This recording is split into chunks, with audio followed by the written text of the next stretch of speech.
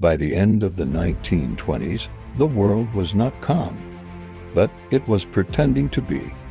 The fighting had ended years earlier. Treaties were still in place. Borders were still drawn.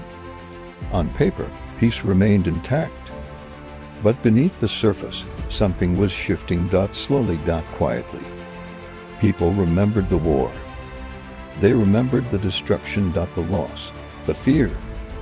They told themselves it could never happen again, that the world had learned its lesson. But memory does not always produce wisdom. Sometimes it produces denial. Across nations, warning signs appeared, not hidden, not secret. Economic crises returned, political tensions rose, voices grew louder. None of this felt unfamiliar. That was the problem. People had seen instability before. They had survived it, so they believed they could manage it again. Governments noticed the signs. They debated responses. They issued statements. They held meetings. But action felt dangerous. Every decision carried risk. Leaders feared being blamed for another catastrophe. They feared acting too strongly. They feared acting too late. So they hesitated. Hesitation felt responsible. It felt careful. But hesitation also created space. In that space, aggressive ideas grew bolder, not suddenly, but steadily. Rules were tested, boundaries were questioned, promises were stretched. Each test was small, each response was measured, often delayed. Nothing seemed worth confrontation. Not yet. The memory of the first war hung over every decision. No one wanted to be responsible for the next one, so problems were tolerated, excused, explained away. People told themselves, this will pass, this is temporary, this is not the same. But history rarely repeats itself in identical ways. It repeats in familiar patterns. Economic fear deepened divisions, political rhetoric sharpened, national pride hardened. These developments were visible. They were discussed openly, but they were not treated as urgent. The world had become used to instability. It had learned to live with discomfort. Warnings lost their power. Each ignored sign made the next easier to dismiss. People still believed in peace, but they no longer believed it could protect them. This contradiction shaped everything. Nations prepared quietly, not for war, but for self-preservation. Arms were discussed, defenses strengthened, strategies considered, all described as precaution. Fear had become a permanent background noise. You could hear it in conversations, in newspapers, in political speeches, but no one wanted to name it. The world was standing at the edge of something, but it did not recognize the edge, because the fall did not look sudden. It looked familiar, and familiarity breeds comfort. Comfort breeds delay, and delay allows danger to grow. The First War had taught the world how to destroy itself. The years that followed taught it how to ignore the warning signs. This was not the beginning of another war.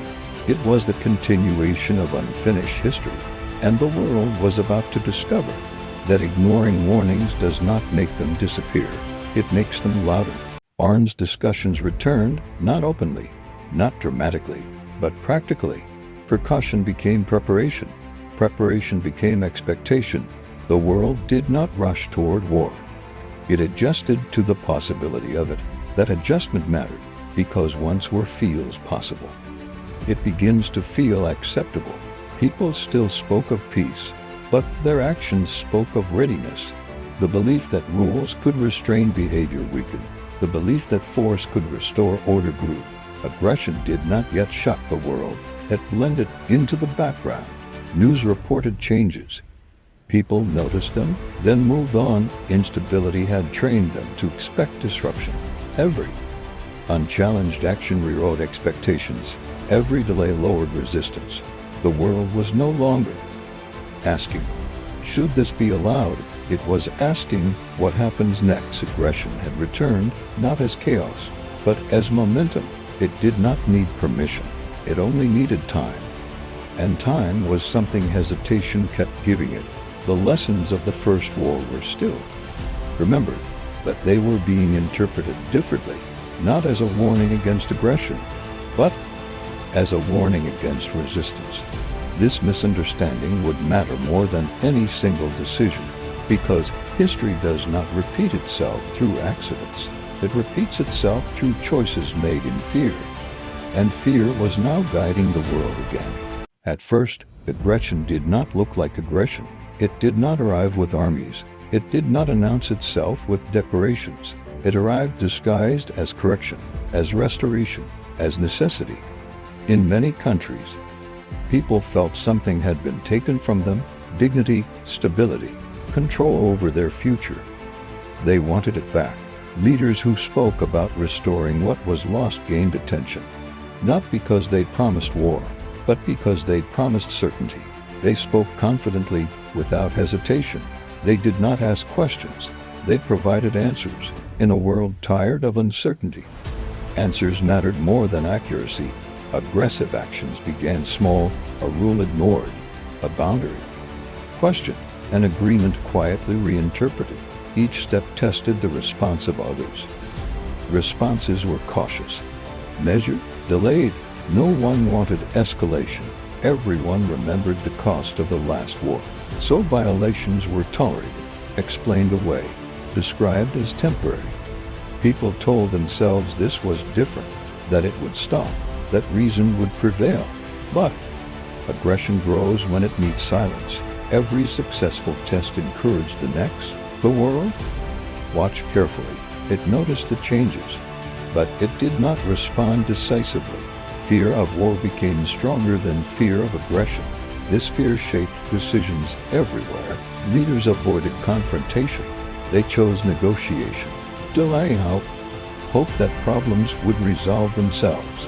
But problems do not resolve themselves. They evolve. National pride hardened. Identity became political. Strength became a symbol of safety. Compromise began to feel dangerous. People remembered humiliation. They remembered weakness. They remembered how quickly things had fallen apart before. So strength felt necessary, even reassuring. Aggressive moves were framed as defensive, as protective, as reasonable responses to past injustice. Many people accepted this framing. It aligned with their experience, with their fear. The line between defense and aggression blurred. As borders were tested, trust eroded further, diplomacy became strained, words lost weight. Each nation focused inward, protecting itself, preparing quietly. Arms discussions returned, not openly, not dramatically, but practically. Arms discussions returned, not openly, not dramatically, but practically. Precaution became preparation. Preparation became expectation. The world did not rush toward war. It adjusted to the possibility of it. That adjustment mattered, because once war feels possible, it begins to feel acceptable. People still spoke of peace, but their actions spoke of readiness. The belief that rules could restrain behavior weakened. The belief that force could restore order grew. Aggression did not yet shock the world. It blended into the background. News reported changes. People noticed them, then moved on. Instability had trained them to expect disruption. Every unchallenged action rewrote expectations. Every delay lowered resistance. The world was no longer asking, should this be allowed?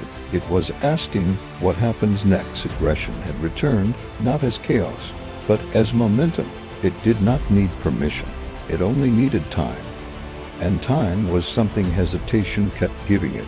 The lessons of the First War were still remembered, but they were being interpreted differently, not as a warning against aggression, but as a warning against resistance. This misunderstanding would matter more than any single decision, because history does not repeat itself through accidents. It repeats itself through choices made in fear. And fear was now guiding the world again. By the time the world began to feel uneasy, it was already committed to its direction, not openly, not intentionally, but through a series of small decisions that no longer felt reversible. Aggression had become familiar, not shocking, not alarming, just present. Each boundary that had been tested without consequence became a new reference point, each agreement ignored without response weakened the idea of agreement itself. People still believed they were avoiding war, but avoidance had changed meaning. Avoiding war no longer meant preventing aggression. It meant avoiding confrontation. This distinction mattered because confrontation had once been the mechanism that stopped escalation. Now, confrontation felt dangerous, provocative, irresponsible, so leaders delayed.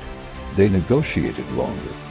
They searched for compromise even when compromise no longer addressed the problem. Diplomacy became repetitive. The same concerns, the same assurances, the same hopes, and the same outcomes. The world was not blind. It saw what was happening. But seeing is not the same as acting. Every nation feared being the one that pushed events too far.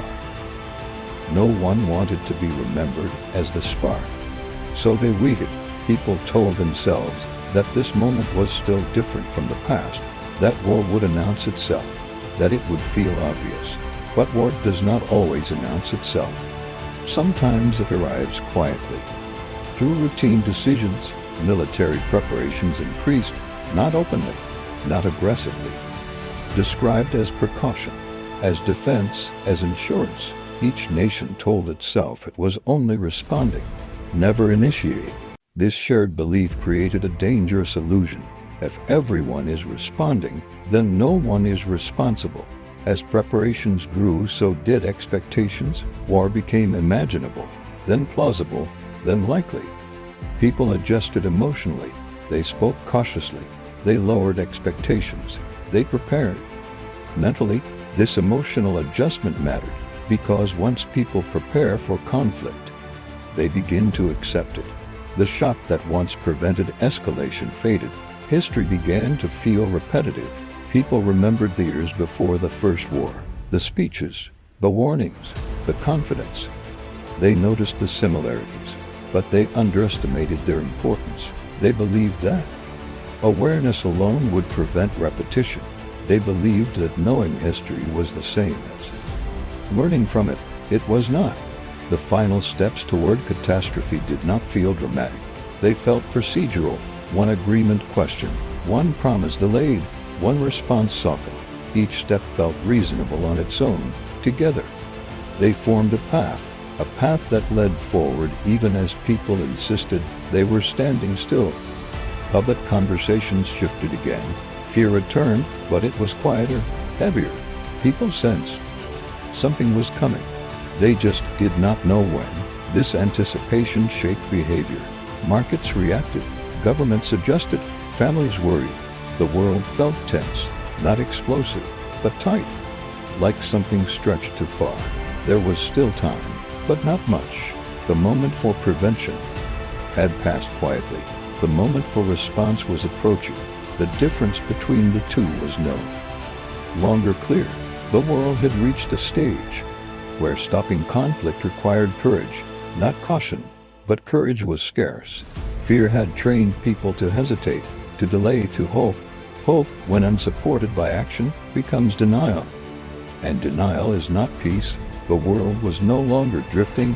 It was moving slowly, reluctantly, but decisively.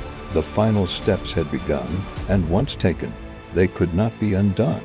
History did not repeat itself suddenly.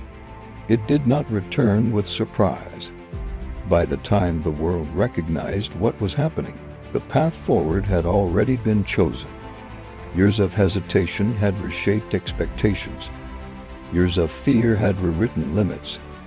What once felt unthinkable now felt unavoidable. The world had spent so long trying to avoid war that it had forgotten how to stop it. Aggression no longer shocked anyone. It had become familiar, predictable. Every step that had once demanded resistance was now met with calculation. The question was no longer, should this be stopped? It became, what happens if we intervene? Fear of consequence outweighed fear of repetition. The systems built to prevent conflict stood in place, but they were hollow. Rules existed, but belief in them did not.